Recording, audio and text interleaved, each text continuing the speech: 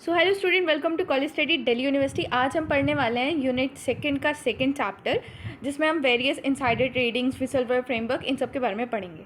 So now come to the topic, what is insider trading. Insider trading का मतलब होता है कि जब आप परचेस करते हो, सेल करते हो किसी भी पब्लिकली ट्रेडेड कंपनी की सिक्योरिटी आपके पास, जबकि नॉन पब्लिक मटीरियल इन्फॉर्मेशन होती है।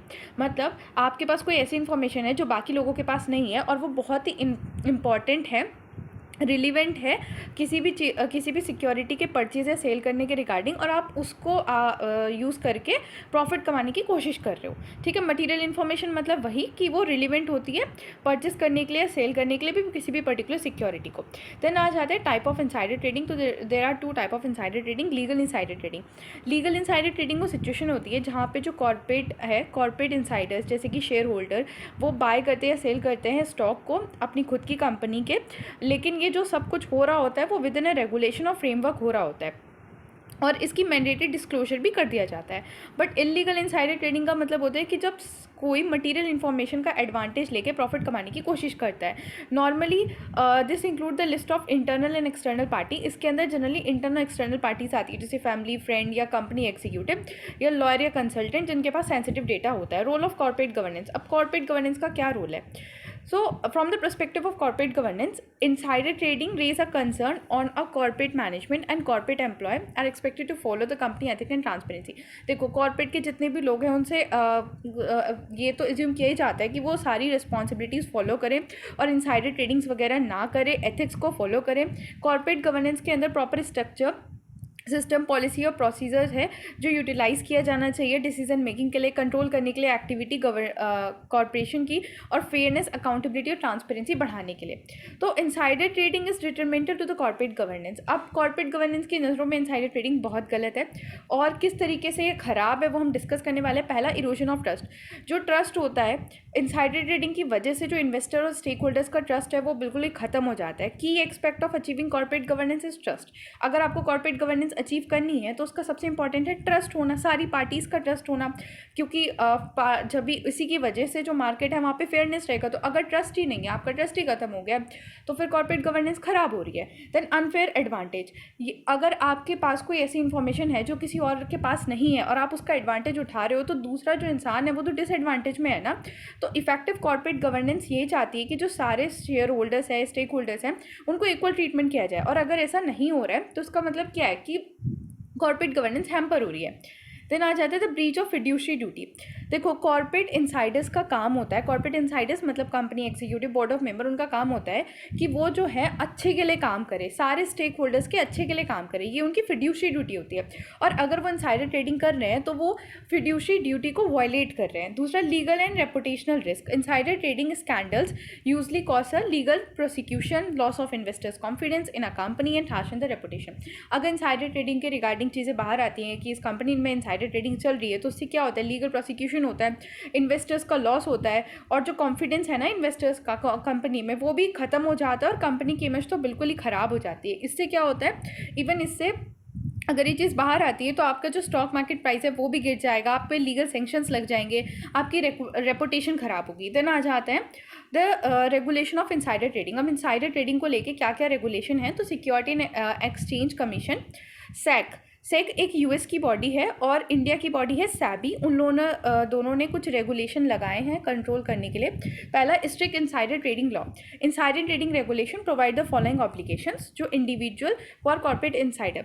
मतलब ये कुछ रेगुलेशंस हैं जो कि लगाए गए हैं। पहला है, they must file the report of traders within a certain time frame to specific authority.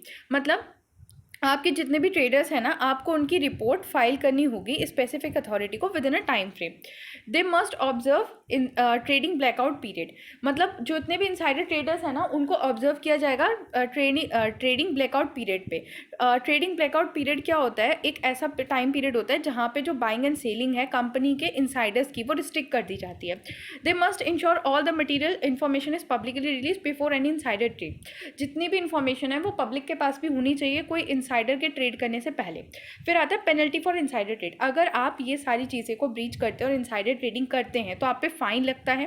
दूसरा, आपको इम्प्रीजमेंट भी हो सकती है, जेल भी हो सकती है।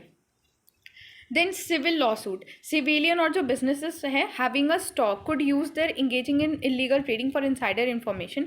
जो सिविलियन या बिजनेसेस हैं जिनके स्टॉक होते हैं वो आपको स्यू कर सकते हैं कि आपने इलीगल ट्रेडिंग करी है जिनकी वजह से उनका भी नुकसान हुआ है। और डिसगैरोब्रेंट ऑफ द प्रॉफिट, आपका जो रिटर्न ऑफ प्रॉफिट आपको मिला है इनसाइडर ट्रेडिंग से वो सब भी सीज कर लिया जाएगा। Recent case and the impact, आप कुछ रीसेंट केस है इनसाइडर ट्रेडिंग को लेके और उनका क्या क्या इम्पैक्ट पड़ा है। पहला है राजा रत्नाम, और ये गिलोन ग्रुप का है। इन 2009 राजा रत्नानम चीफ एंड फाउंडर था हेज फंड गिलोन ग्रुप का। उन पे एक्यूजेशन लगा कि उन्होंने इनसाइडर इन्फॉर्मेशन का यूज़ किया है दूसरे ऑफिसर्स की हेल्प से, insider information gain from the other officers from the insider trading, मतलब दूसरे ऑफिसर्स ने से उन्होंने इनसाइडर इन्फॉर्मेशन ली है और उसका यूज़ करके इनसाइडर ट्रेडिंग करी है। And this misconduct become one of the greatest insider trading scandal in US के अंदर, यूएस की फाइनेंशियल हिस्ट्री के अंदर ये सबसे बड़ा इनसाइडर ट्रेडिंग स्कैंडल बड़ा था। देन मार्था स्टेट वॉट 2001 में एक वेल नोन बिजनेस लेडी थी जिनको अरेस्ट किया गया था इनसाइडर ट्रेडिंग के रिगार्डिंग। उन्होंने अपने शेयर्स जो थे स्टॉक के वो कॉन्फिडेंशियल इन्फॉर्मेशन के बेसिस पे बेच दिए थे, जिससे उनकी इमेज भी बहुत ज़्यादा ख़राब हुई थी। फिर आ जाता है prevention strategy in corporate governance. अब इनसाइडर ट्रेडिंग को रोकने के लिए कौन कौन सी प्रिवेंशन स्ट्रैटेजी है। पहला, whistle blowing framework. Attention should be given to the whistle blowing program design to get the employee to report the suspicious activity. आपके पास प्रॉपर विसल ब्लोइंग फ्रेमवर्क होना चाहिए कि कोई भी सस्पिशियस एक्टिविटी है तो आप जाके रिपोर्ट कर दो। Code of ethics and training, corporates में एथिक्स डेवलप करनी चाहिए और मीजर मतलब इनसाइडर ट्रेडिंग के रिगार्डिंग मीजर्स होने चाहिए कि अगर आपने किया तो ये सारी प्रॉब्लम्स हो जाएंगी।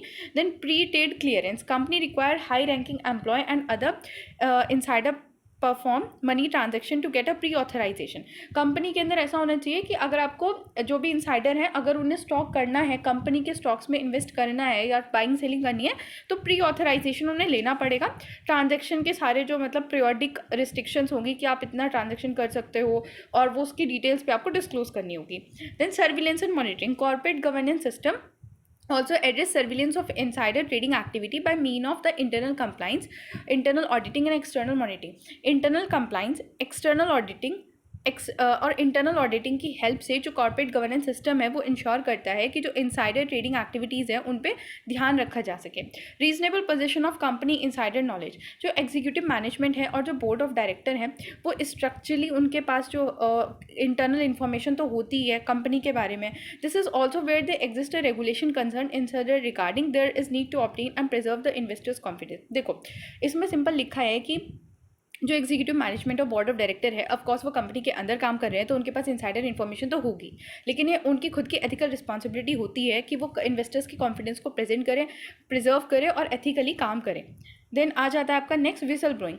विसल ब्लोइंग का मतलब होता है कि कोई भी अगर दिक्कत हो रही है, आपको इधर उधर दिखी कि कंपनी के अंदर कुछ गड़बड़ घोटाला है, तो आप जाके उस चीज़ को बोर्ड ऑफ डायरेक्टर को या जो भी अपर लेवल मैनेजमेंट है उनको जाके रिपोर्ट करो कि ये सब दिक्कत हो रही है, ताकि वो चीज़ वहीं पर रुक जाए और कोई बड़ा स्कैंडल ना हो।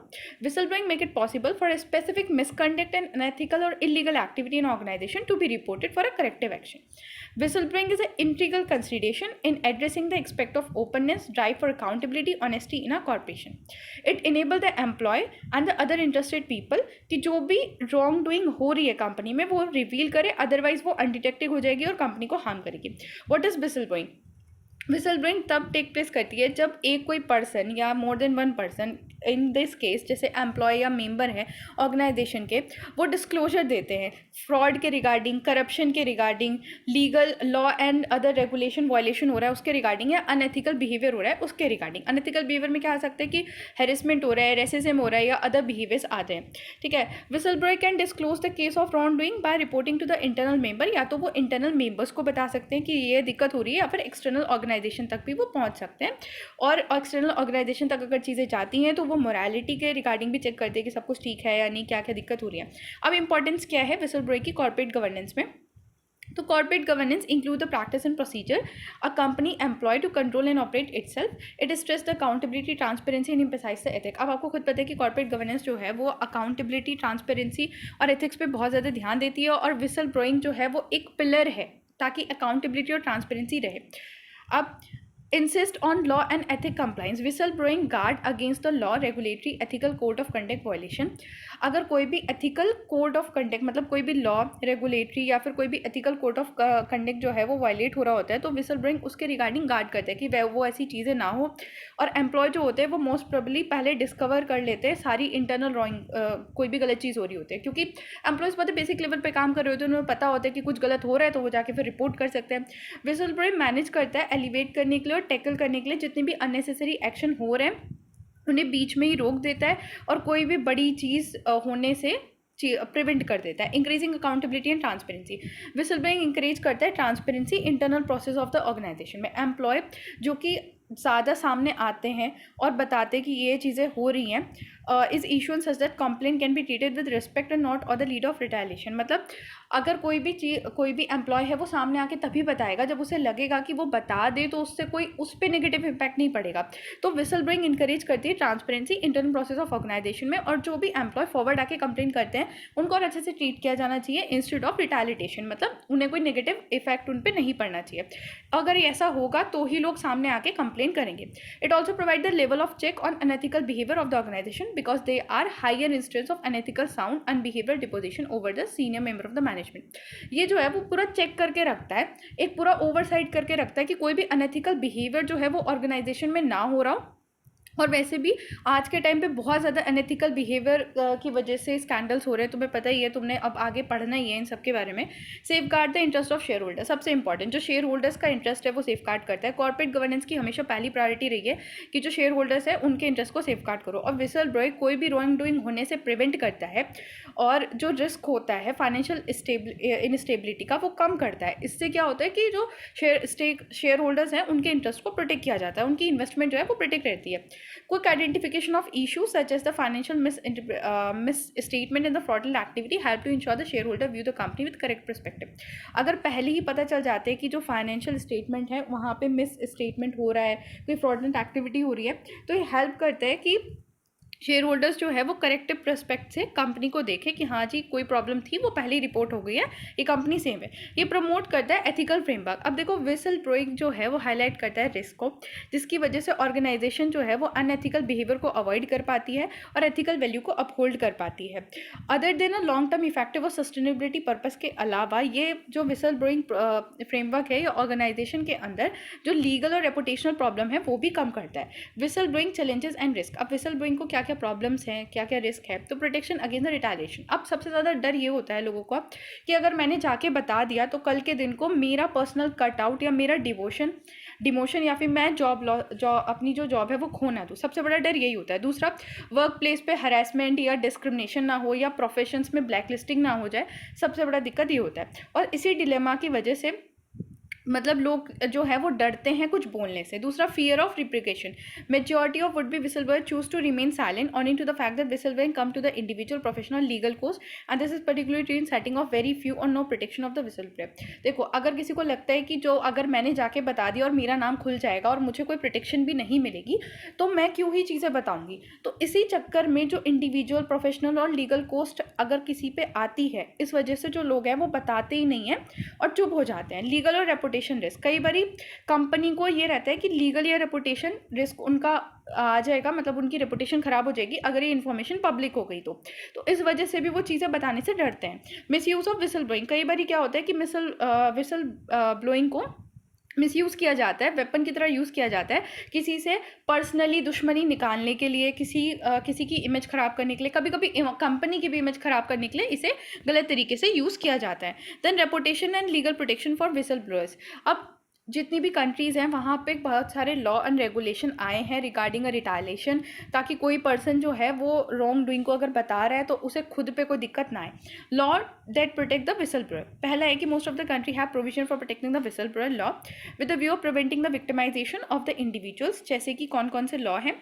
यूनाइटेड स्टेट के अंदर the Dodd Frank Wall Street reform and consumer protection act and the Sarbanes Oxley act, ये सारे एक्ट हैं जो आए गए हैं जो शील्ड करते हैं विसल ब्लोअर को अगेंस्ट द कंपनी के, मतलब जो भी कंपनी करने वाली होती है उसके साथ या उसके जो पर्सनल इंटरेस्ट है उसको प्रोटेक्ट करके रखते हैं। जो सैक के प्रोग्राम है वो भी इंसेंटिव प्रोवाइड करते हैं विसल ब्लोइंग के लिए। और विसल ब्लोअर प्रोटेक्शन एक्ट 2014 जो कि इंडिया में आया था, ये इंश्योर करते हैं कि अगर कोई भी इंडिविजुअल गुड फेथ में काम कर रहा होता है तो उससे कोई दिक्कत ना आए। यूरोपियन यूनियन ने भी विसल ब्लोअर प्रोटेक्शन डायरेक्टिव 2019 में इस्टेब्लिश किए थे, जिनका where the whistle blower make a report on a breach of EU law. अगर कोई भी यूरोपियन यूनियन के लॉज जो हैं वो हार्म हो रहे हैं या कोई भी दिक्कत आ रही है तो विसल ब्लोअर उनके रिगार्डिंग जो है वो यूरोपियन यूनियन को बता सकता है। Policy related to internal whistle blowing, अब ये तो हो गए एक्सटर्नल जो थे। अब इंटरनल जो खुद कंपनी बनाती है विसल ब्लोइंग के रिगार्डिंग, वो सारी पॉलिसी क्या है।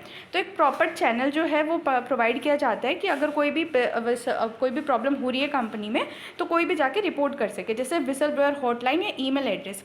सिक्योरिटी प्रोवाइड की जाती है विसल ब्लोअर को अगेंस्ट द रिटालिएशन और उसकी कॉन्फिडेंशियलिटी बरकरार रखी जाती है। किसी को बताया नहीं जाता कि हाँ ये बंदा था जिसने सब कुछ बताया।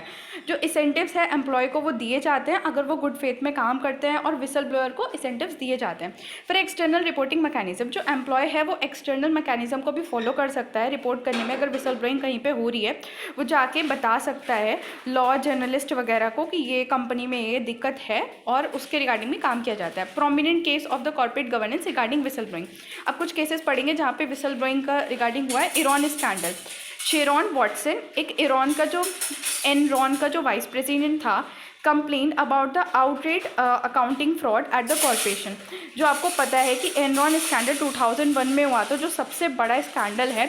उसका जो वाइस प्रेसिडेंट था उसने खुद जाके बताया था कि कॉर्पोरेशन में फ्रॉड हो रहा है, और फिर ये सारा जो इतना बड़ा घोटाला था वो पकड़ा गया था। वर्ल्ड कॉम स्कैंडल, साइनेथिया कॉपर एक इंटरनल ऑडिट एम्प्लॉय थी वर्ल्ड कॉम की, जिसने पहली बार रिवील किया था बिलियन डॉलर अकाउंटिंग फ्रॉड, और ये जिसकी वजह से यूएसए में बहुत ज़्यादा बैंकरप्सी भी हो गई थी। कैम्ब्रिज एनालिटिका, फॉर्मर एम्प्लॉय जो थी कैस्ट्रेट ऑफ वेलिया, उसने क्लेम किया था कि कैम्ब्रिज एनालिटिका जो है वो डेटा को एक्सप्लॉइट कर रही है पॉलिटिकल कैंपेन के लिए, मतलब लोगों का पर्सनल डेटा एक्सप्लॉइट कर रही है पॉलिटिकल कैंपेन के लिए, जिससे प्राइवेसी हैम्पर हो रही है। Whistle blowing and its relation to the corporate social responsibility.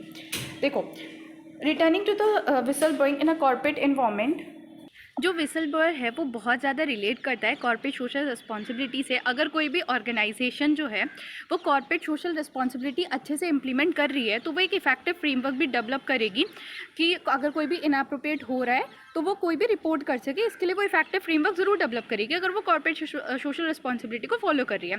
Ethical whistle blowing complement CSR principle, अगर आप एथिकली विसल ब्लोइंग जो कर रहे हो कंपनी के अंदर और उस आपने पूरा फ्रेमवर्क ऑर्गेनाइज कर रखा है तो वो कॉर्पोरेट सोशल रिस्पॉन्सिबिलिटी को कॉम्प्लीमेंट ही करती है, और इवन ये ट्रांसपेरेंसी, अकाउंटेबिलिटी, इन सबको इंकरेज ही करती है। फिर आ जाता है building a corporate culture which support the whistle blower.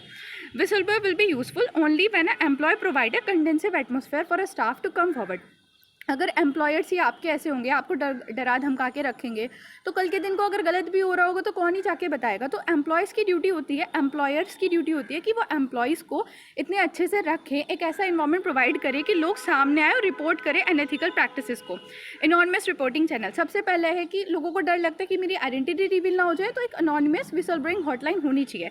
Management support, जो मैनेजमेंट है कंपनी का वो ऐसा होना चाहिए, इतना अच्छा उनका बिहेवियर होना चाहिए कि लोग जाके उन्हें कंप्लेन कर सके। अब तुम खुद सोचो, तुम अगर एक स्कूल में पढ़ते हो, तुम्हारा प्रिंसिपल ही बहुत खड़ूस है, तो तुम जाके उसे क्या ही कंप्लेन बताओगे।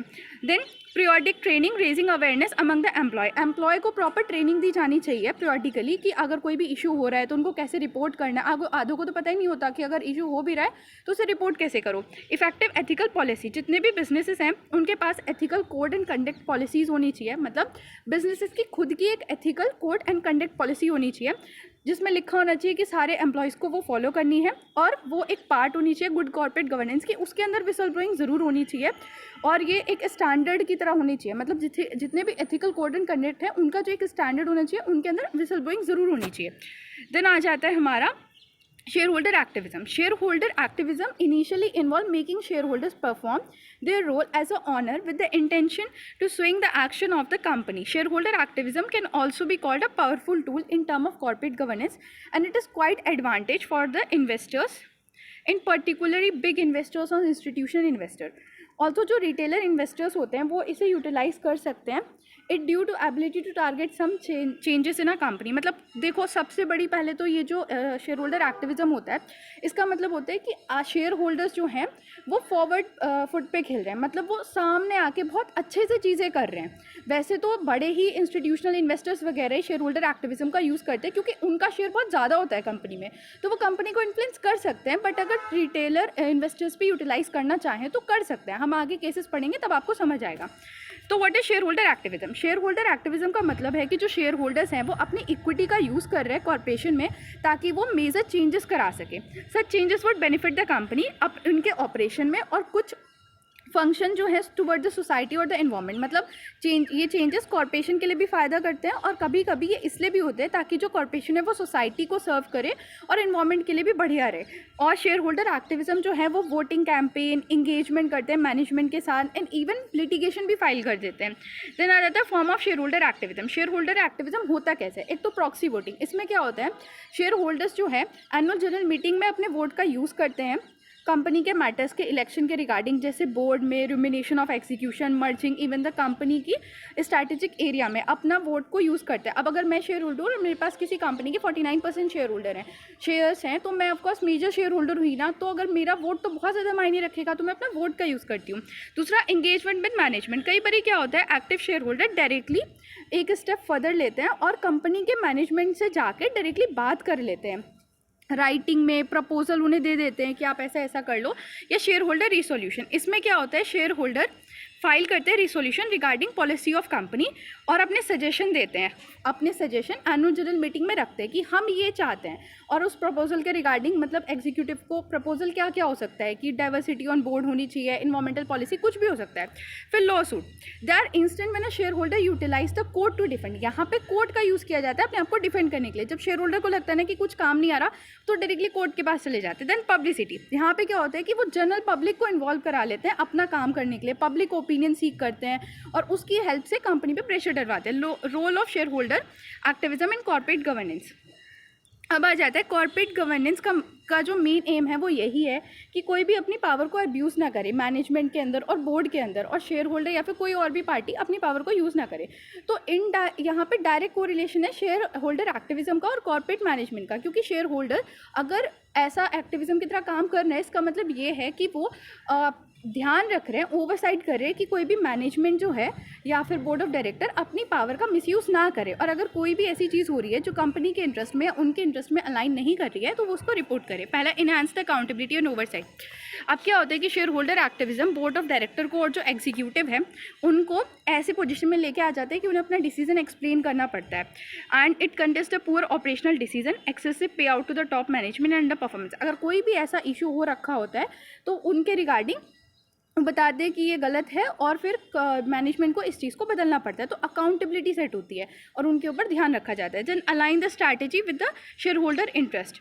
अगर कोई भी ऐसी स्ट्रैटेजी है जो शेयर होल्डर के इंटरेस्ट में नहीं जा रही है या फिर इन्वायरमेंट, सोशल, गवर्नमेंट के इंटरेस्ट में नहीं जा रही, मतलब कॉर्पोरेशन जो है इन्वायरमेंट, सोशल या गवर्नेंस रिस्पॉन्सिबिलिटी फॉलो नहीं कर रही है, तो उस केस में भी ये जो शेयर होल्डर्स होते हैं ना, वो अपनी चीज़ को यूज़ करते हैं, मतलब शेयर होल्डर के इंटरेस्ट को प्रायोरिटी मिलती है। फिर enhance the sustainability value of organisation.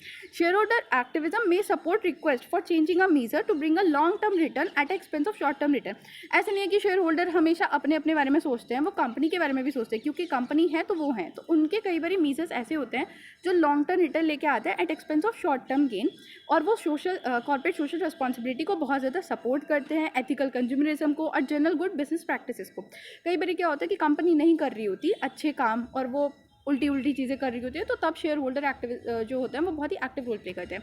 Promoting change in corporate governance. Corporate governance के अंदर अगर कोई चेंज लाना होता है, जैसे बोर्ड की डाइवर्सिटी बढ़ानी है या फिर सीईओ और चेयरमैन का जो रोल है वो डिफरेंट होना चाहिए, या ट्रांसपेरेंसी बढ़ानी है, या टोटल रिफॉर्म करना है एग्जीक्यूटिव के कंपनसेशन में, तो उन सब के लिए भी शेयर होल्डर्स अपनी आवाज़ उठाते हैं। Type of share holder activism, पहला होता है फाइनेंशियल एक्टिविज्म। फाइनेंशियल एक्टिविज्म जो होता है ना, उसमें मेजर होते हैं हेज फंड वाले या big branded share holders pushing for radical change to enhance the financial performance. वो क्या करते हैं, चेंज करना चाहते हैं ताकि जो फाइनेंशियल परफॉर्मेंस है कंपनी की वो अच्छी हो जाए, जैसे री इंजीनियरिंग करना, इंक्रीज़ करना रिटर्न और चेंज एंटायर बिजनेस स्ट्रैटेजी। इनका मेन एम होता है कि जो कंपनी की फाइनेंस है वो और अच्छी हो जाए, ठीक है। Then governance activism among the shareholders seek change in a methodology used in a corporate governance। जो corporate governance की methodology यूज़ हो रही है ना, उसमें चेंज कराने की कोशिश करते हैं। Number of issue are centralized in governance activism. अब बहुत सारे इशूज़ हैं जो गवर्नेंस से रिलेटेड है, जैसे कि engagement of director, communication regarding payment package, risk control process, इन सबको ये क्या करते हैं, इन सब के ओवरसाइड करते हैं। और जो पर्पस होता है गवर्नेंस एक्टिविज्म का, वो होता है कि अकाउंटेबिलिटी ज़्यादा हो मैनेजमेंट की towards the share holder. Environment and social governance, ये लोग क्या करते हैं, ये इन्वायरमेंट और सोशल नीड को एड्रेस करने की कोशिश करते हैं कि इन्वायरमेंट में सब अच्छा रहे, सोशल नीड पूरी हो, ये सब ये करते हैं। और अगर कोई ह्यूमन राइट वगैरह का वॉयलेशन हो रहा हो तो उसको भी एड्रेस कर रहे होते हैं। For example, active share holders में ask the company management to reduce the level of carbon emission, ये इसका एक एग्जाम्पल है। सोशल एक्टिविज्म क्या करते हैं, लेबल रॉ, कमेटी रिलेशन और वन पोजीशन ऑफ रेसिकल, मतलब जेंडर इक्वालिटी रहे, लेबर लॉ अच्छे से फॉलो हो, इन सब का ध्यान रखते हैं। Mechanism for the share holder activism and corporate governance, सबसे पहले होता है प्रॉक्सी बैटल। प्रॉक्सी बैटल में क्या होता है, group of activist share holders attempt करते हैं कि वो अदर शेयर होल्डर्स को भी अपने साथ लेकर आ जाएं और वोट करें एनुअल जनरल मीटिंग में और अपनी चीज़ों को जिताएं। मतलब खुद का जो उनका इंटरेस्ट है उसके साथ साथ वो दूसरों को भी समझाते हैं कि ये चीज़ें ऐसे हैं और दूसरों को भी अपने साथ कर लेते हैं और फिर एजीएम में इस चीज़ को रखते हैं। शेयर होल्डर्स प्रपोजल, यहाँ पे क्या करते हैं, ये लोग डायरेक्टली अपना प्रपोजल जो है वो मैनेजमेंट के सामने रख देते हैं और फिर मैनेजमेंट से डिमांड करते हैं कि ये मतलब उसमें चेंजेस लेके आए, और ये जो प्रपोजल रखते हैं वो एनुअल जनरल मीटिंग में ही रखते हैं। फिर direct negotiation with the management, यहाँ भी यही होता है कि ये लोग वहाँ पे क्या था कि एनुअल जनरल मीटिंग में जाके प्रपोजल रखते थे, बट यहाँ पे ये मैनेजमेंट के साथ मीटिंग करते हैं जो ओपनली मतलब ऐसे नहीं होती कि पूरा स्ट्रक्चर ऐसे कुछ पता होता है, मतलब सीक्रेटली थोड़ी मीटिंग कर लेते हैं। और इस केस में they do not make their objective public, अपना पब्लिकली अपना ऑब्जेक्टिव नहीं रखते, बट चेंज करना चाहते हैं सर्कमस्टांसेस में जो कि शेयर होल्डर के इंटरेस्ट में हो। मीडिया कैंपेन, यहाँ पे क्या करते हैं, मीडिया वालों से कांटेक्ट कर लेते हैं, पब्लिक को बताते हैं, जनरल पब्लिक को क्या क्या इश्यूज़ हैं, और मीडिया की हेल्प से ये लोग प्रेशर बिल्ड करते हैं। क्लास एक्शन लॉसूट, इसमें क्या होता है, ये लोग मैनेजमेंट को स्यू कर लेते हैं किसी भी कंपनी के डिसीजन के रिगार्डिंग जो भी उनके इंटरेस्ट में नहीं हो रहा होता है, ठीक है। की player in share holder activism, कौन कौन से मेजर प्लेयर है, पहले इंस्टीट्यूशनल इन्वेस्टर्स क्या होते हैं, जैसे आपने सुना है म्यूचुअल फंड्स, ये इंस्टीट्यूशनल इन्वेस्टर है। इंस्टीट्यूशनल इन्वेस्टर मतलब इंडिविजुअल और ग्रुप ऑफ इंडिविजुअल जो लार्ज नंबर ऑफ शेयर्स जो है किसी कंपनी के उनके पास होते हैं, इन्हें इंस्टीट्यूशनल इन्वेस्टर्स कहते हैं। जैसे म्यूचुअल फंड, पेंशन फंड, फिर हेज फंड जो है वो बहुत ही एक्टिव होते हैं और ये aggressive struggle they proud for their aggressive struggle they conduct to change the management of the company and their strategy. Such investors take up a large portion of equity and do a lot to demand the improvement. मतलब ये लोग ना बहुत ही active होते हैं, ये लोग ऊपर वालों से मतलब इंस्टीट्यूशनल इन्वेस्टर्स से भी बहुत ज़्यादा एक्टिव होते हैं और ये बहुत ही प्राउड फील करते हैं कि इन लोगों ने चेंजेस करा दिए स्ट्रैटेजी वगैरह में और बहुत ज़्यादा प्रेशर ये बिल्ड करते हैं। रिटेल इन्वेस्टर्स जो होते हैं ना, वो इनकी पावर बहुत ही कम होती है क्योंकि इनके पास जो शेयर होते हैं वो बहुत ही कम होते हैं, बट रिटेल इन्वेस्टर भी अगर ढंग से कुछ करना चाहे तो वो कर सकता है, काफ़ी प्रेशर बिल्ड कर सकता है। प्रॉक्सी एडवाइजरी फर्म क्या होती है, इंस्टीट्यूशनल शेयर होल्डर सर्विस या फिर लॉ क्लास, ये क्या करती है, ये share holders with the voting on the issue surrounding corporate governance, ये शेयर होल्डर्स को एडवाइस करती हैं कि कैसे कैसे उन्हें काम करना है, अगर कोई भी चीज़ें हो रही हैं तो कैसे चीज़ें करनी है, उनको ये एडवाइस करती हैं। अब हम पढ़ेंगे क्या क्या बेनिफिट और क्रिटिज्म है शेयर होल्डर एक्टिविज्म के। तो पहला बेनिफिट है कि ये वैल्यू इन्हांस करते हैं। शेयर होल्डर एक्टिविज्म जो है कंपनी की फाइनेंशियल परफॉर्मेंस, प्रॉफिटेबिलिटी और वैल्यू इन्हांस करता है। ये गवर्नेंस अच्छी करता है क्योंकि ट्रांसपेरेंसी, अकाउंटेबिलिटी सेट करता है। इनका प्रोस्पेक्टिव लॉन्ग टर्म होता है कि लॉन्ग टर्म में सारी चीज़ें बढ़िया हो जाए, और जो माइनॉरिटी इंटरेस्ट होता है ना, मतलब जो छोटे शेयर होल्डर्स होते हैं उनके इंटरेस्ट को भी प्रोटेक्ट करता है। क्रिटिज्म ये होता है कि शॉर्ट टर्म इन्वेस्टमेंट स्ट्रैटेजी, कई बार क्या होता है स्पेशली जो हेज फंड वाले इन्वेस्टर्स होते हैं वो कई बार शॉर्ट टर्म टर्म ओरिएंटेड होता है, मतलब कंपनी का लॉन्ग टर्म का इंटरेस्ट खराब हो रहा हो नो दिक्कत, बट शॉर्ट टर्म में उन्हें फ़ायदा होना चाहिए। डिस्ट्रप्शन, एक्टिज्म में attract instability and conflict that could result in public initiative. Proxy एस्पिलेशन, कई बार क्या होता है कि जब इनका ऐसा नहीं होता ना, कंपनी का और इनका इंटरेस्ट हमेशा एक साथ ही हो रहा हो, तो कभी कभी जब नहीं होता और ये पब्लिक और मीडिया में चीज़ें फैला देते हैं तो कंपनी को बहुत ज़्यादा दिक्कत होती है, उनमें इनस्टेबिलिटी हो जाती है। सेल्फ इंटरेस्ट, कभी कभी इनका ये होता है कि सिर्फ अपना इंटरेस्ट देख रहे होते हैं, चाहे बाकियों का इंटरेस्ट बाहर में जाए कुछ नहीं, अपना पर्सनल इंटरेस्ट पे ये ध्यान रख रहे होते हैं। Pressure on management, too much of this type of activity is bound to result undue attention to the part of management, compel them to meet the shareholders demand at a short term at the expense of objective। ये इसमें ये लिखा है कि कई बार इतना ज़्यादा pressure बना देते हैं कि जो मैनेजमेंट है वो इनकी डिमांड पूरी करता है, चाहे उनका लॉन्ग टर्म का इंटरेस्ट ख़राब हो जाए। देन कौन कौन से एग्जाम्पल हैं शेयर होल्डर एक्टिविज्म के? एप्पल, आइजैक 2013, कार्ले इकांधा एक एक्टिविस्ट इन्वेस्टर्स थे जिन्होंने प्रेशर किया था एप्पल्स को कि वो जो कैश रिटर्न है शेयर होल्डर्स को वो बढ़ा दे, जिसकी वजह से क्या हुआ था कि उनके पास जो था ना सबसे ज़्यादा शेयर्स थे, तो उन्होंने कहा कि कंपनी जो है अपने शेयर्स मार्केट से परचेस कर ले, बायबैक कर ले और काफ़ी हायर प्राइजेस पे। तो अब उनके पास ज़्यादा शेयर है, कंपनी परचेस कर लेगी तो सबसे ज़्यादा फ़ायदा उनका होगा, ठीक है, और इससे उन्हें बहुत फ़ायदा हुआ भी था। ये one of the largest share buyback program रहा था उस टाइम। एक्सॉन मोबाइल 2021, ये क्लाइमेट चेंज शोल्डर एक्टिविज्म थे और इनके एफर्ट्स की वजह से जो इंजन नंबर 1 थे, इंजन नंबर 1 कंपनी थी, इंजन नंबर 1 का हेज फंड एक्सॉन मोबाइल 2021, ये climate change share holder activism के एग्जाम्पल में आता है। यहाँ पे क्या था, जो इंजन नंबर 1 हेज फंड थे वो हेज फंड था, वो बहुत ही ज़्यादा एक्टिव से यहाँ पे हुआ और उन्होंने एक्सॉन मोबाइल बोर्ड मेंबर के एक्सॉन मोबाइल के जो बोर्ड मेंबर थे उनको रिप्लेस करा दिया 3 बोर्ड मेंबर को, और वहाँ पे इन्वायरमेंटली प्रोग्रेसिव इंडिविजुअल्स को रखा, मतलब ऐसे बोर्ड मेंबर्स को रखा जो इन्वायरमेंटली थोड़े कंशाइज थे कि हाँ ठीक है इन्वायरमेंट को हार्म नहीं होना चाहिए। Starbuck 2020, a group of shareholders initiate a proposal on racial and gender pay equity policy improvement in a Starbucks shareholders meeting. अब क्या हुआ था कि स्टारबक्स में ये आया था कि वहाँ पे रेशियल डिस्क्रिमिनेशन हो रहा है और जेंडर पे इक्वालिटी नहीं है, तो उसके रिगार्डिंग पॉलिसी को इम्प्रूव करने के लिए स्टारबक्स ने स्टारबक्स के यहाँ पे शेयर होल्डर एक्टिविज्म ने एनुअल जनरल मीटिंग में अपना प्रपोजल रखा था। देन आ जाते हैं हम role of institutional investors. Institutional investors जैसे कि pension fund, mutual fund, insurance, sovereign wealth fund and hedge fund, ये बहुत ज़्यादा इन्फ्लुएंस करते हैं कॉर्पोरेट गवर्नेंस पे। ये जो ऑर्गेनाइजेशन है इनके पास लार्ज अमाउंट ऑफ फंड होता है एंड ये बहुत सारे जो शेयर्स हैं पब्लिकली ट्रेडेड कंपनी के वो रख लेते हैं और इसलिए इनके पास ग्रेट पावर होती है। This involvement in instrumental ensuring, ये जो चीज़ें होती हैं मतलब इनके पास इतना पैसा होता है, इसी इंस्ट्रूमेंट की हेल्प से वो अकाउंटेबिलिटी, ट्रांसपेरेंसी और एफिशिएंसी लेके आते हैं कॉर्पोरेट की एक्टिविटीज़ में और ऑपरेशन में, ठीक है। अब आ जाते हैं who are institutional investors। Definition पाया जाता है, institutional investor are such organization that arises from collective fund from different people and legal entity and invest them to the money categories. ये लोग क्या करते हैं, डिफरेंट पीपल से फंड कलेक्ट करते हैं, जैसे म्यूचुअल फंड है हम सबसे फंड कलेक्ट कर लेता है और फिर कलेक्टिवली किसी एंटिटी में डालते हैं, जैसे स्टॉक्स में या फिर बॉन्ड, रियल इस्टेट वगैरह में, और इनका इन्फ्लुएंस जो होता है ना वो रिटेल इन्वेस्टर से ज़्यादा होता है क्योंकि इनके पास ज़्यादा पैसा होता है। Then function of institutional investors, institutional investors के फंक्शन क्या होते हैं, पहला तो ये कॉर्पोरेट की अकाउंटेबिलिटी बढ़ाते हैं। अब इनके पास इतना ज़्यादा पैसा है तो ये क्या करते हैं, एक्सटर्नल लिमिट इम्पोज करते हैं मैनेजमेंट की पावर पे और उनको एक्टिवली मॉनिटर करते हैं, अगर कोई भी इन्हें दिक्कत लगती है तो उसके अगेंस्ट में खड़े होते हैं। और इंस्टीट्यूशनल इन्वेस्टर बेस्ट पोजीशन में होते हैं कॉर्पोरेट गवर्नेंस सिस्टम को देखने के लिए। फिर enhance the board oversight and its structure, institutional investors can request change in structure of the board, वो कह सकते हैं कि बोर्ड को अपने स्ट्रक्चर में चेंज करो, जैसे इंडिपेंडेंट डायरेक्टर वो बोल सकते हैं कि बोर्ड के अंदर इंडिपेंडेंट डायरेक्टर ज़्यादा होने चाहिए ताकि कॉन्फ्लिक्ट ऑफ इंटरेस्ट ना हो। वो बोर्ड की डाइवर्सिटी को बढ़ाने के लिए बोल सकते हैं या सीईओ और चेयरमैन के रोल को सेपरेशन के लिए बोल सकते हैं। प्रॉक्सी वोटिंग अभी हमने पढ़ा, इसकी हेल्प से institutional investor annual general meeting में अपना प्रपोजल रख सकते हैं या जो मैनेजमेंट है कंपनी के मैनेजमेंट पे प्रेशर बिल्ड कर सकते हैं ताकि उनके इंटरेस्ट को प्रायोरिटी किया जाए। देन हो जाता है share holder activism.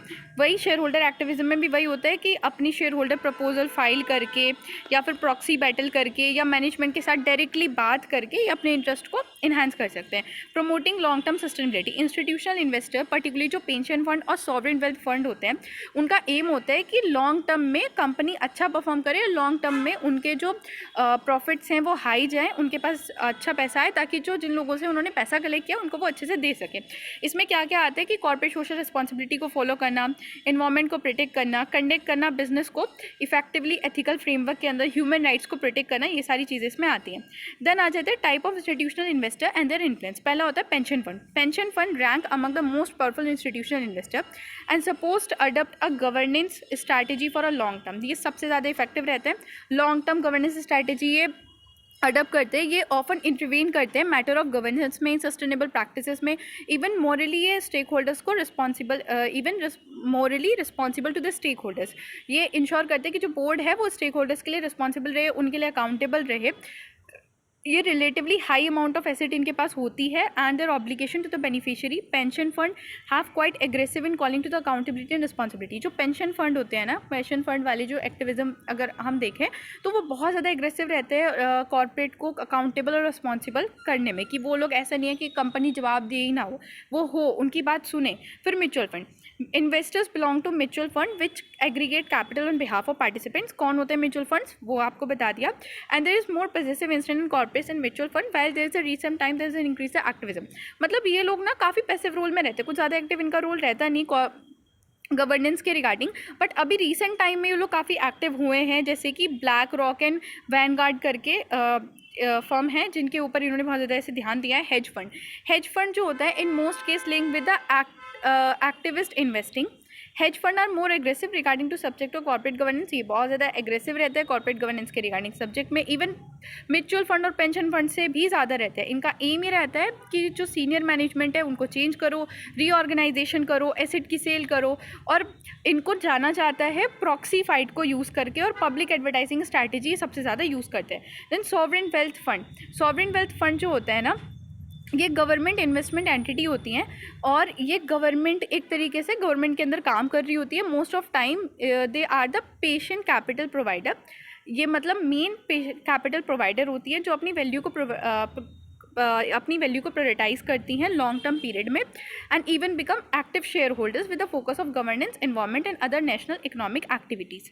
Then insurance company. जो इंश्योरेंस कंपनी होती है, क्योंकि ये लॉन्ग टर्म इन्वेस्टर्स होती हैं इन इकोनॉमी, वो फोकस करती है कि कॉर्पोरेट गवर्नेंस, रिस्क मैनेजमेंट पे और सस्टेनेबिलिटी पॉलिसी पे, कि लॉन्ग टर्म में ज़्यादा रिस्क ना हो और पॉलिसी जो है वो इतनी सस्टेनेबल हो कि आगे तक चीज़ें बढ़िया चल जाएँ। ये मैनेज करती है रिस्क एक्सपोजर को। फिर आ जाता है criticism and the challenges for the corporate governance. Conflict of interest. जो इंस्टीट्यूशनल इन्वेस्टर्स हैं, particularly the management one, have the problem of conflict of interest because they offer a variety of other services to the company. कई बार institutional जो investors होते हैं generally जो कि management में होते हैं, तो उनका बहुत ज़्यादा कॉन्फ्लिक्ट ऑफ इंटरेस्ट रहता है। वो बहुत सारी सर्विसेज प्रोवाइड करते हैं, सिर्फ पैसे नहीं देते और भी सर्विसेज देते हैं। Short termism. Despite the billing of some institutional investor to adopt the long term view. बहुत सारे इंस्टीट्यूशनल इन्वेस्टर्स ऐसे होते हैं जिनका मेन एम रहता है कि शॉर्ट टर्म में उनका प्रॉफिट मैक्सिमाइज हो जाए, चाहे लॉन्ग टर्म की स्ट्रैटेजी और सस्टेनेबिलिटी ख़राब हो जाए। फिर आ जाता है हमारा पैसिव इंगेजमेंट। बहुत सारे इंस्टीट्यूशनल इन्वेस्टर, जैसे अभी हमने पढ़ा था इधर म्यूचुअल फंड्स वाला, वो कुछ ज़्यादा एक्टिव रहते नहीं हैं, जिससे जो कॉर्पोरेट गवर्नेंस की चीज़ें वो हैम्पर होती हैं। देन हर्ड बिहेवियर का मतलब होता है कि जो एक इंस्टीट्यूशनल इन्वेस्टर्स जैसा बिहेवियर कर रहा है बाकी सब भी वही कर रहे हैं, मतलब चीज़ें नहीं देख रहे, चीज़ें नहीं समझ रहे। अगर एक इंस्टीट्यूशनल इन्वेस्टर्स ने जो काम किया बाकी सब भी वही कर रहे हैं।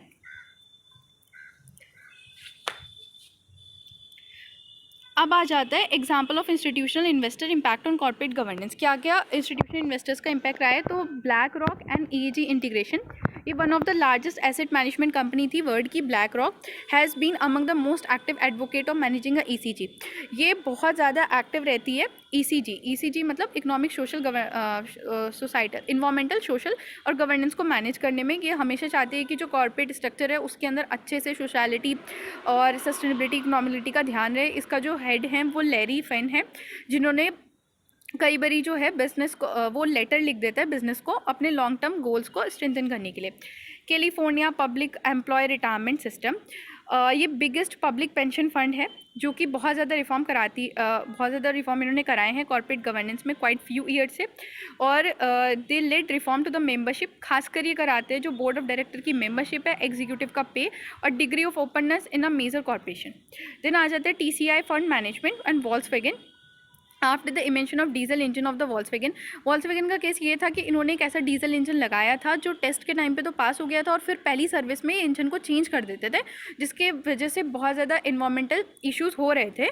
तो ये चीज़ पकड़ में आ गई थी और उसके बाद से TCI फंड ने बहुत ज़्यादा इन पे मतलब इनको स्यू वगैरह भी किया था। ये पूरा ऐसे केस रहा है। देन आ जाते हैं हम class section suit. Class section suit में क्या होता है कि लीगल कंप्लेन करी जाती है ग्रुप ऑफ पर्सन के द्वारा, और ये जो है सेम कंप्लेन होती है अगेंस्ट द कॉर्पोरेशन, और फिर इसी के हिसाब से जो लॉ है वो काम कर रहा होता है। इसमें क्या होता है, जो छोटे लोग होते हैं जो स्मॉल क्लेम कर रहे होते हैं वो एक साथ मिलकर कंप्लेन कर देते हैं। Class action litigation aim to address the variety of corporate governance failure, जैसे कि अगर कोई लॉ वायलेट होता है, मिसमैनेजमेंट, फाइनेंशियल होता है, इन सबको ये फिड्यूशियरी रिस्पॉन्सिबिलिटी में काम करता है। क्लास एक्शन सूट का जो हमको उसको डिफाइन कर सकते हैं जहाँ पे एक या एक से ज़्यादा पीपल जो है जिन्हें प्लेंटिफ कहते हैं वो कॉर्पोरेशन को सूट करता है लार्ज नंबर ऑफ पीपल के बिहाफ से, मतलब बहुत सारे पीपल के बिहाफ से एक बंदा इन्हें स्यू कर लेता है।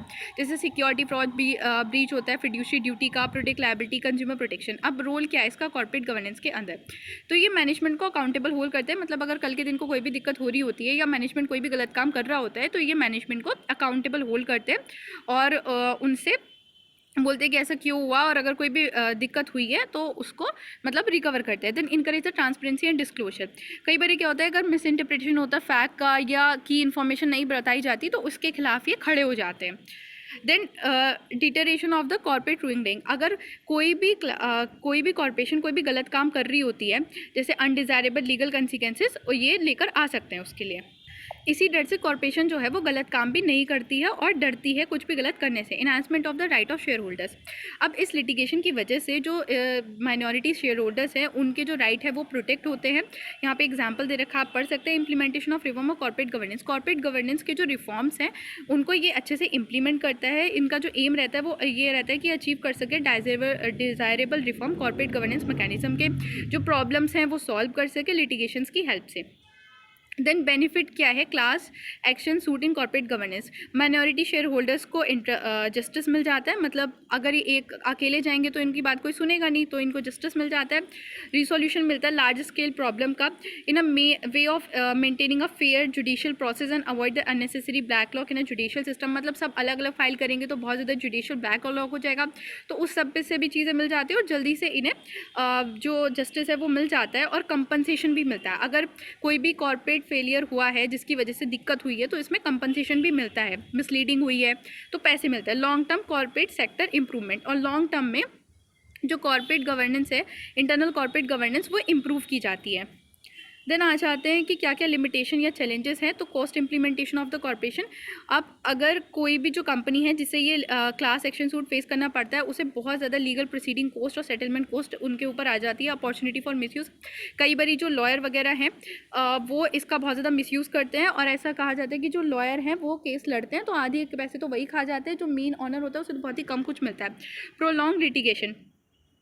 कई बार क्या होता है कि ये जो लॉ एक्शन सूट है, मतलब इस केस को ख़त्म होने में बहुत टाइम लग जाता है, जिसकी वजह से जो प्लेंटिफ और कंपनी है दोनों को काफ़ी अनसर्टेनिटी फॉलो करनी मतलब देखनी पड़ती है। Reputation damage. अब कंपनी को अगर कोई खिलाफ केस हो रहा है तो ऑफकोर्स पब्लिक का परसेप्शन कंपनी के रिगार्डिंग डैमेज होता है, उनकी गुडविल डैमेज होती है। Case of the class action suit of corporate governance. Iran scandal जो हुआ था 2000 में, ये नोटेबल केस है हिस्ट्री का, जहाँ पे बहुत ज़्यादा पेनल्टी जो थी वो फेस करनी पड़ी थी कंपनी को, और high class action law suit share holders के थ्रू लिया गया था इसके खिलाफ। और इसी की बाद जो है सार्बानेस-ऑक्सले एक्ट जो आया था। वॉल्क्सवैगन इन्वेंशन स्कैंडल, मैंने बताया है कि ये जो है वो इलीगल ऐसे काम कर रहे थे, तो इसके रिगार्डिंग भी इन्होंने क्लेम किया था इलीगल सॉफ्टवेयर यूज़ करने का, और फिर उन्हें पेनल्टी वगैरह पे करनी पड़ी थी। And Fargo unauthorized account scandal जो यहाँ पे इसमें क्या हुआ था कि जो शेयर होल्डर्स थे वो फार्गो के रिगार्डिंग क्लास एक्शन सूट उन्होंने फाइल कर दिया था, जिसके बाद इसलिए था क्योंकि ये जो था पब्लिक के जो अकाउंट थे वो अनऑथराइजली एक्सेस कर रहे थे और गवर्नेंस फेलियर यहाँ पे हो रहा था। देन हम आ जाते हैं CSR and the corporate governance. अब आपको मैंने बताया था कि कॉर्पोरेट गवर्नेंस CSR में बहुत ही डायरेक्ट रिलेशनशिप है। CSR का मतलब होता है जो कंपनी अपनी कंपनी जो कंपनी खुद से रिस्पॉन्सिबिलिटी लेती है सोसाइटी और अदर प्रैक्टिसेस के रिगार्डिंग, ताकि सस्टेनेबल डेवलपमेंट कर सके बियॉन्ड द लीगल रिक्वायरमेंट। मतलब ये लीगली रिक्वायर्ड नहीं होता, बट वो खुद से ये चीज़ कर रही होती है। Responsible company are conscious for implication of the business activity to the society and actively make effort कि वो सारी चीज़ें जो हैं वो बेनिफिट क्रिएट करे स्टेक होल्डर्स के लिए। अब CSR जो होता है वो 3 मेजर सेगमेंट में डिवाइड हो रखा है। एक तो इन्वायरमेंटल रिस्पॉन्सिबिलिटी, मतलब आप इन्वायरमेंट पे ज़्यादा कुछ हार्मफुल इफेक्ट ना करें। सोशल रिस्पॉन्सिबिलिटी कि कोई एक्सप्लोटेशन ना हो, एम्प्लॉय का डाइवर्सिटी इनकरेज हो। और इकोनॉमिक रिस्पॉन्सिबिलिटी कि करप्शन वगैरह का कोई इशू ना हो और अनफेयरनेस और अनएथिकल प्रैक्टिस ना हो। What the corporate governance mean, corporate governance का मतलब होता है कि द रूल सिस्टम रेगुलेशन जो गाइड करते हैं एक्टिविटी और control of organization. Fundamentally corporate governance में क्या होता है, स्ट्रक्चर एंड कंपोजिशन बोर्ड का कैसे होगा, अकाउंटेबिलिटी, ट्रांसपेरेंसी, इफ एग्जीक्यूटिव की कॉम्पनसेशन कैसी होगी, ठीक है, शेयर होल्डर्स के राइट को प्रोटेक्ट करना, रिस्क को मैनेज करना। एक जो अच्छी कॉर्पोरेट गवर्नेंस होती है ना, वो अकाउंटेबल रहती है सारे स्टेक होल्डर्स के लिए और उन सबकी जो इंटरेस्ट है उनको प्रायोरिटाइज करती है। अब रिलेशन क्या है, एथिकल लीडरशिप एंड अकाउंटेबिलिटी। जो कॉर्पोरेट गवर्नेंस है वो भी ये चाहती है कि एथिकल लीडरशिप हो और डिसीजन मेकिंग जो है वो बोर्ड ऑफ मैनेजमेंट ढंग से ले। और अगर बोर्ड ऑफ मैनेजमेंट से डिसीजन लेगी और एथिकल रिस्पॉन्सिबिलिटी फॉलो करेगी तो ऑफकोर्स वो कॉर्पोरेट सोशल रिस्पॉन्सिबिलिटी तो फॉलो करेगी ना। जैसे एक कंपनी जो है वो इंप्लीमेंट करी है high standard of corporate governance, is more likely to have to check and review the system and accounting for the CSR initiative. तो ऑफकोर्स वो CSR इनिशिएटिव तो लेगी ना ज़्यादा से ज़्यादा, sustainability and value creation for long term. जो effective corporate governance होती है वो इंश्योर करती है कि जो कंपनी है वो स्ट्राइव करे मोर टर्म लॉन्ग टर्म वैल्यू को फॉलो करे, जो कि कॉर्पोरेट सोशल रिस्पॉन्सिबिलिटी से डायरेक्टली रिलेटेड है। क्योंकि कॉर्पोरेट गवर्नेंस भी ये कहती है कि लॉन्ग टर्म में सस्टेनेबल रहो और कॉर्पोरेट सोशल रिस्पॉन्सिबिलिटी भी यही कहती है। जैसे कि अगर कंपनी जो है वेल फंक्शन कर रही है तो लेस रिस्क होगा, इन्वायरमेंट को और सोशल और गवर्नेंस प्रैक्टिसेस कर रही है, स्ट्रैटेजी कर रही है, तो जो मतलब रेपुटेशन है उसे कम हार्म होगा। जैसे कि टाटा का एग्जाम्पल ले लो, टाटा को सब कितना अच्छा मानते हैं जस्ट बिकॉज कि वो बहुत ज़्यादा कॉर्पोरेट सोशल रिस्पॉन्सिबिलिटी का ध्यान रखती है। स्टेक होल्डर्स एंगेजमेंट, जब जो CSR जो है वो इन्हेंस करती है कि जो सारे स्टेक होल्डर्स हैं जैसे एम्प्लॉय वगैरह उन सबका जो इंटरेस्ट है वो एड्रेस किया जाए। और कॉर्पोरेट गवर्नेंस भी सेम ही चीज़ कहती है। देन ट्रांसपेरेंसी एंड रिपोर्टिंग, जो प्रिंसिपल है ऑर्गेनाइजेशन का require to open their operation and particularly report to the finance. Corporate social responsibility practice also encompass the principle of open communication. And इसी में यही आता है कि जो गवर्नेंस है वो कहती है कि फाइनेंशियल बताओ, बट जो कॉर्पोरेट सोशल रिस्पॉन्सिबिलिटी है वो भी यही कहती है कि आप ओपन कम्युनिकेशन रखो, जितनी भी नॉन फाइनेंशियल रिपोर्ट है, sustainability, environmental impact, social report, तो इसी तरीके से ये सारे रिलेटेड हैं। Then role are CSR toward effective corporate governance. Risk management, अगर CSR इनिशिएटिव इफेक्टिवली इंप्लीमेंट करोगे तो आपको जो सोशल इन्वायरमेंट और गवर्नेंस रिलेटेड रिस्क है ऑर्गेनाइजेशन का वो कम हो जाएगा। Enhance the reputation and brand value, अगर आप CSR इंप्लीमेंट करोगे ना तो आपकी ब्रांड वैल्यू बहुत बढ़ेगी, लोग मानेंगे आपको कि हाँ आप अच्छा काम कर रहे हो सबके लिए। Board accountability and diversity, CSR में यही होता है कि सबकी रिप्रेजेंटेशन हो, बोर्ड डाइवर्सिटी हो, और अगर डाइवर्सिटी बोर्ड रहेगा तो उनकी नई नई पॉलिसी होंगी, वो सब अच्छे से काम करेंगे और आपकी कंपनी के लिए फ़ायदेमंद ही होगा। CSR इन कॉर्पोरेट गवर्नेंस की फ्रेमवर्क एंड रेगुलेशन। अब CSR कॉर्पोरेट गवर्नेंस में कौन कौन से की फ्रेमवर्क आए हैं रेगुलेशन के लिए, तो UN का ग्लोबल इम्पैक्ट आया था। ये एक प्रोग्राम है जो बिजनेसेस को कहता है कि वो ह्यूमन राइट, लेबर, इन्वायरमेंट और एंटी करप्शन स्ट्रैटेजीज़ को इम्प्लीमेंट करे। OECD guideline for multinational enterprises, इसने भी रिकमेंडेशन प्रोवाइड की थी बिजनेस प्रैक्टिसेस के लिए इस respect to the labour right, sustainable development and measure against the bribery.